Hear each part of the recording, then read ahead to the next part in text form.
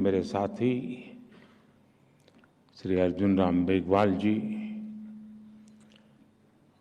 UK के Lord chancellor mister Alex shock, attorney general, solicitor general, supreme court के अन्य सभी माननीय जजेस, बार काउंसिल के चेयरमैन और सदस्य, विभिन्न देशों से आए हुए प्रतिनिधिगण, राज्यों से आए प्रतिनिधिगण, देवी और सज्जनों, दुनिया भर की लीगल फ्रेटर्निटी के दिग्गज लोगों को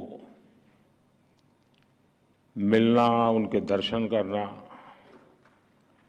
ये मेरे लिए एक सुखद अनुभव है।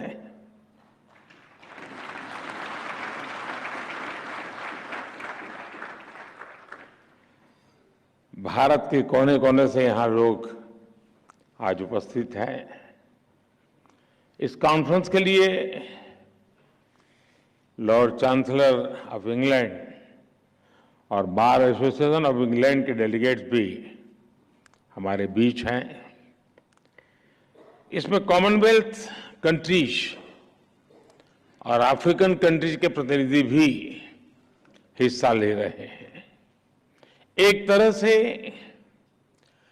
इंटरनेशनल लॉयर्स कॉन्फ्रेंस वसुधैव कुटुंबकम की भारत की भावना का प्रतीक बन गई है।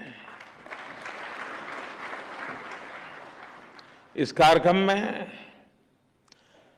आए हुए सभी इंटरनेशनल गेस्ट का मैं भारत में हृदय से बहुत बहुत स्वागत करता हूं। मैं बार काउंसिल ऑफ इंडिया को भी विशेष रूप से बधाई देता हूं, जो बखूबी से इस आयोजन का दायित्व निभा रही है। साथियों, किसी भी देश के निर्माण में वहां की लीगल फ्रेटर्निटी की बहुत बड़ी भूमिका होती है।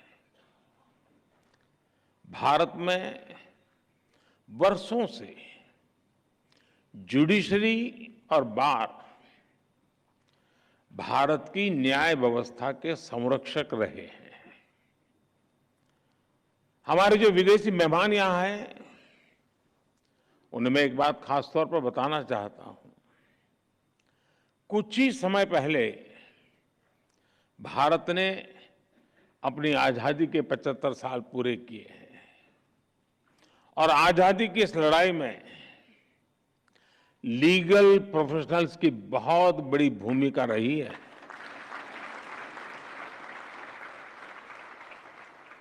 आजादी की लड़ाई में अनेकों वकीलों ने चलती हुई वकालत छोड़ करके राष्ट्रीय आंदोलन का रास्ता चुना था।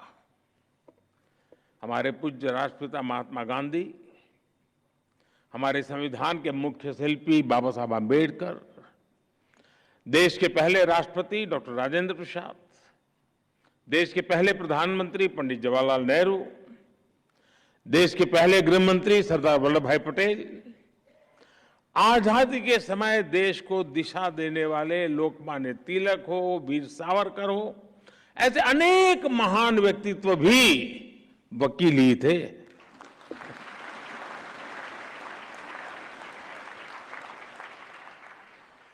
यानी लीगल प्रोफेशनल्स के अनुभव के ने आजाद भारत की नींव को मजबूत करने का काम किया।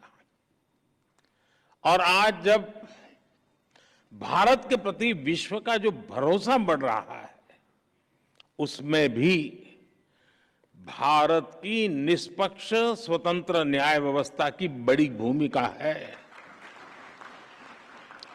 आज ये कॉन्फ्रेंस एक ऐसे समय हो रही है जब भारत कई ऐतिहासिक निर्णयों का साक्षी बना है। एक दिन पहले ही भारत की संसद ने लोकसभा और विधानसभाओं में महिलाओं को 33% आरक्षण देने का कानून पास किया।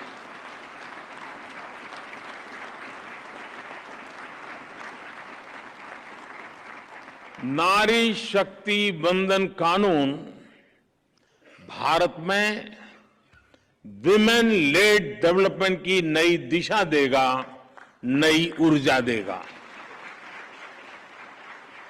कुछ ही दिनों पहले ही G20 के ऐतिहासिक आयोजन में दुनिया ने हमारी डेमोक्रेसी, हमारी डेमोग्राफी और हमारी डिप्लोमेसी की झलक भी देखी। एक महीने पहले आज के ही दिन भारत चंद्रमा के साउथ पोल के समीप पहुंचने वाला दुनिया का पहला देश बन गया था।